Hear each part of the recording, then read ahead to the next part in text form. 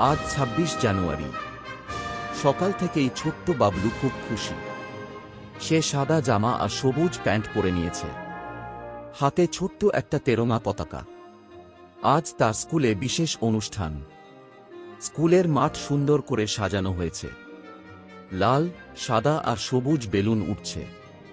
সবাই সারি করে দাঁড়িয়েছে। একটু পরেই প্রধান অতিথি প্যাটেল কাকা আসেন। সবাই হাততালি দেয়। প্যাটেল কাকা মঞ্চে উঠে বলেন, আজ আমাদের দেশের খুব গর্বের দিন। তারপর তিনি দড়ি টানেন, তিরঙ্গা পতাকা ওপরে উঠে যায়। সবাই একসাথে বলে, ভারত মাতা কি জয়। জাতীয় সঙ্গীত বাজে। বাবলু বুক ফুলিয়ে দাঁড়ায়। তার মনে হয় আজ সে খুব বড় হয়ে গেছে। এরপর বাচ্চারা ছোট্ট অনুষ্ঠান করে। কেউ কবিতা বলে, কেউ নাচে, কেউ দেশ নিয়ে গান গায়। বাবলুও তার বন্ধুদের সঙ্গে বলে, আমরা দেশকে ভালোবাসব আর সত্য কথা বলব, ভালো মানুষ হব। অনুষ্ঠান শেষে সবাই মিষ্টি খায়। বাবলু পতাকাটা বুকে ধরে বাড়ি ফেরে।